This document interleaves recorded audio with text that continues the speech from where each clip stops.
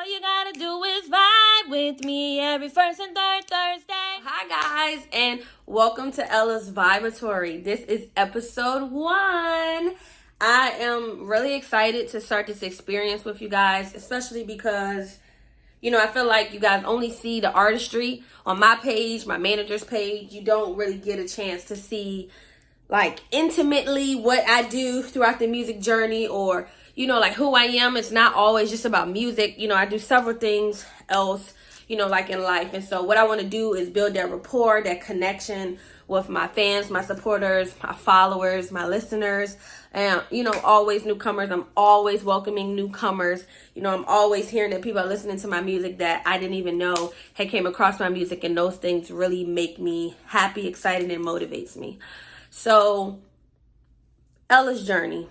Who am me? How did I get started? Who am I? How did I get started? Okay, so I've been doing music for a long time. It hasn't just been my artistry. So I know, kind of trying to wrap it up. So my first instrument ever played was the harp. Played that in elementary school. I played the clarinet, a little bit of piano. I did liturgical dancing in church. I grew up in the church. I did choir.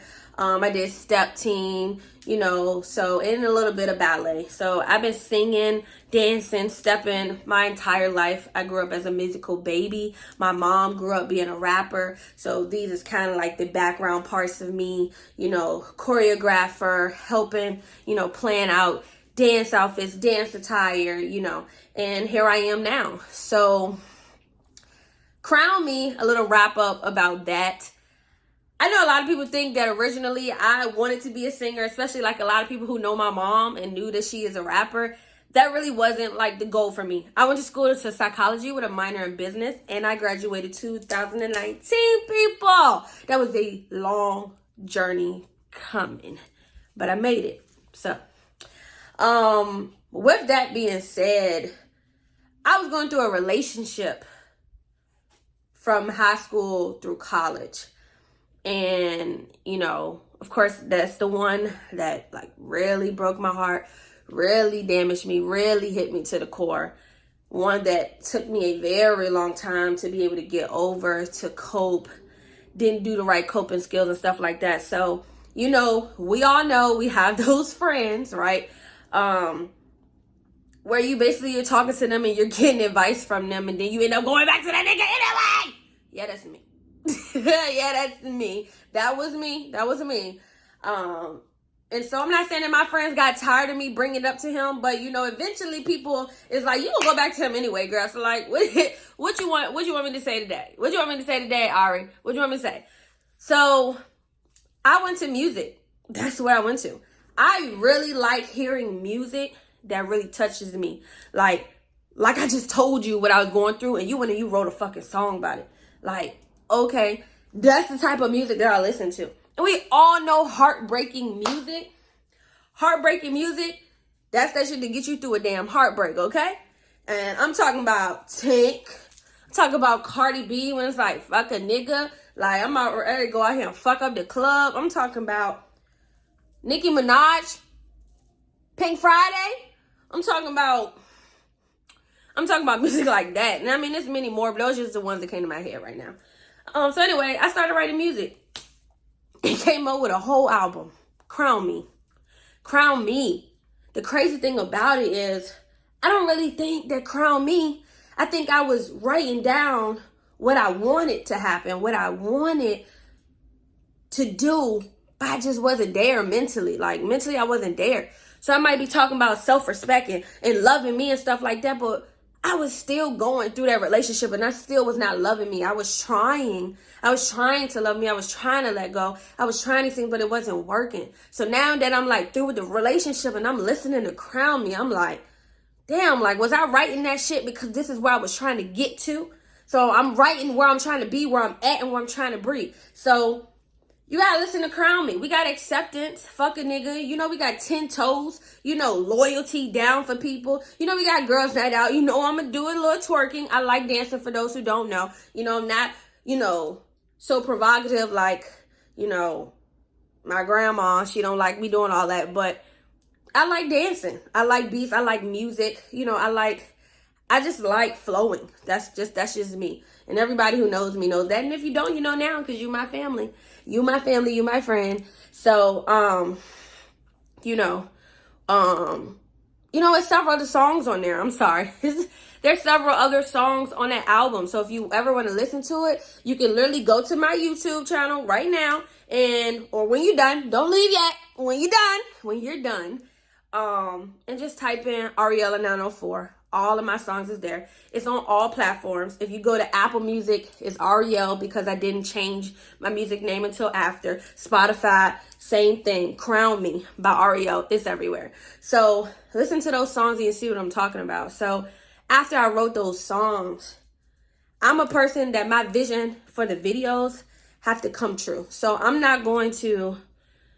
I can't write a song about something and then my video don't reflect what I'm talking about. That makes no sense to me. So I don't do stuff like that. And I'm my own creative director. So if you go look at Acceptance video, I started in Richmond, because that's where I started. That's where the relationship started. Then I went all the way back to my school, Mary Baldwin University, because that's where the shit I went through there for 4 fucking years. That relationship was 7 fucking years, people. 7 years. And I'm sorry for doing a lot of cursing. I'm sorry. But 7 years. That's the relationship. And you'll see the black car, you'll see my friends, you'll see me in class leaving, answering the phone. These are all things that I did when I was in school. I was not paying attention to school the way that I should have been. Like, that relationship became my whole entire focus. And so, then the other video, Girls Night Out, I did not come up. It took me a very long time to come up with that vision. And it was like one day, I don't know what I was doing for real, because I'd be doing so many things. But I just called my manager and I'm like, oh my God, I came up with it. Halloween, Ella's Haunted House. I put that thing together so last minute, but my family came through. My family came through, people. They came through. Like, when you watch that video, Girls Night Out, Ella's Haunted House, my sisters, my friends, my cousins, my brothers, my mama even in the video, my stepmama in the video, everybody was there and it came out. That was like my favorite video to do. And I say it's my favorite video because when I'm being the creative director, when I'm being the artist, when I'm also, directing just everybody there, making sure they're doing what they're supposed to do. So the creative director and the director, then me and my cousin, we did the little dance routine and stuff. When you're doing all those things, sometimes it could take away from the joy of being an artist. And right now it's just me and my manager. So we're doing these things together. And so it could be a lot. But Ella's Haunted House, everybody was there and supported me. We knew the vision. I'm very strategic and organized about the things that I do. So I already have write down the platform or the layout or the storyboard, whichever, verbiage you want to use. I write all those things out before we even plan a location, plan any of that. The videographer know, the manager know, everybody knows it's going to be there, so we can all have a clear understanding. I don't like having people in there blindsided. So 2 videos really, really love, Acceptance and Girls Night Out. And then we have Victoria. Victoria really had taken me out of my comfort zone. I don't wear lingerie. That's not a thing for me. So wearing lingerie, and sometimes, we're our worst critics. So I look at my body and I'm like, I call it flab bitch. Oh no, I can't look like that. So I had to build that self-esteem up. Like, this is ready to be a video that everybody can watch. This is ready to be on the internet. And I don't know how it could ever get taken off. So I'm not going to lie. I'm not going to lie to y'all. I have tried the gym multiple times. It's a lot. It is. I work 3 jobs. And one of my main jobs, I am a cognitive therapeutic counselor in a prison for substance abuse. For inmates who have substance abuse history. And that is a lot. And then I get off work and then I go to my other job. I work 7 days a week.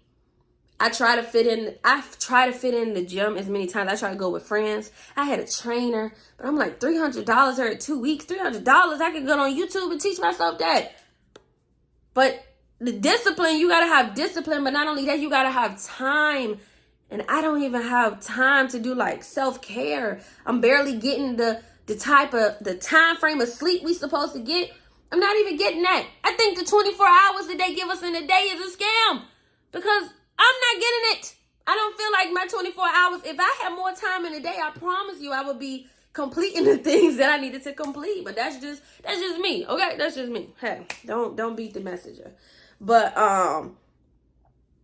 so I didn't get a chance to go to the gym to slim down my stomach a little bit, slim down my back because, I'm not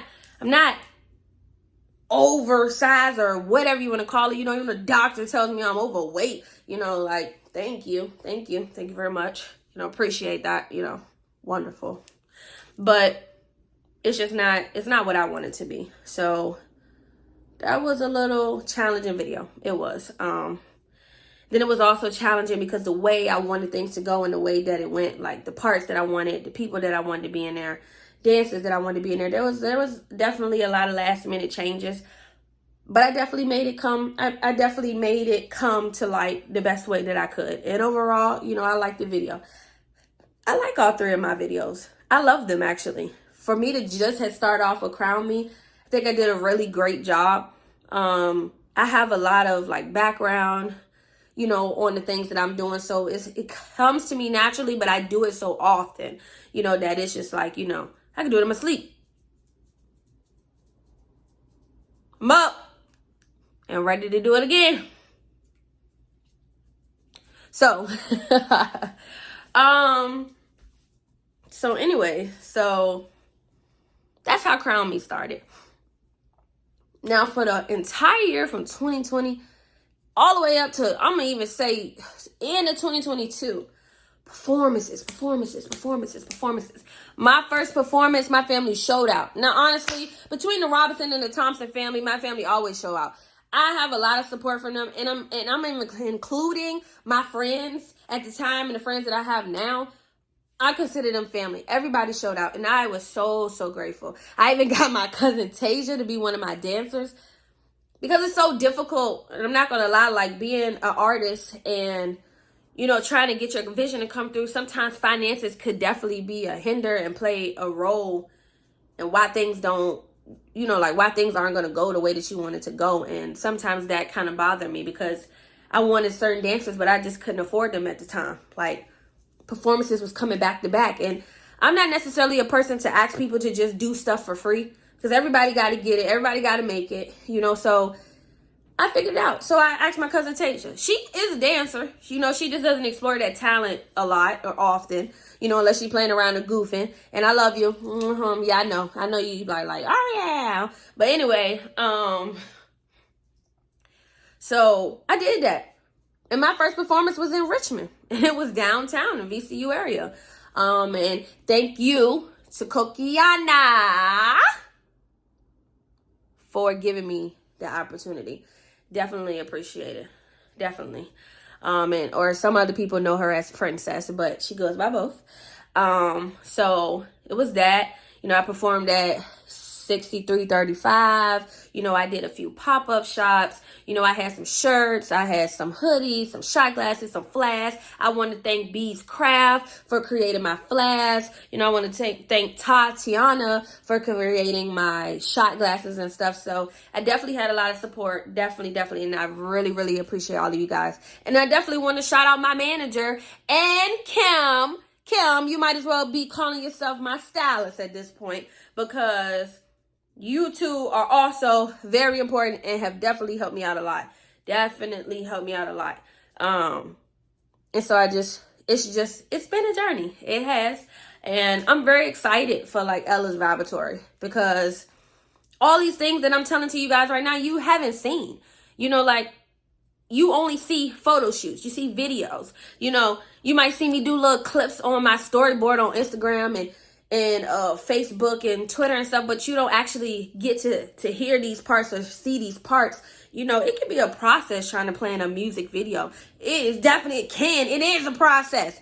That can be frustrating. Do you hear me? I get very frustrated. And sometimes I gotta just throw the towel in and I gotta come back. I gotta regroup, come back and redo it again. So that is what we're here for. Okay. I really want to bring you guys along. And so every first and third, and while we on that topic, while we on it, I know that it's the second Thursday in February. Please don't talk about me. I'm so sorry that I did not notice. Me or management did not notice what we did. So you guys are going to get content back to back. So this Thursday, you're going to get that. And then next Thursday, you're going to get episode 2. And it's okay. We're going to do better in March. It's been really busy. And I didn't notice. So I do apologize. That's my error. So every first and third Thursday, I'm going to be giving you guys new content of what I'm doing throughout my music journey.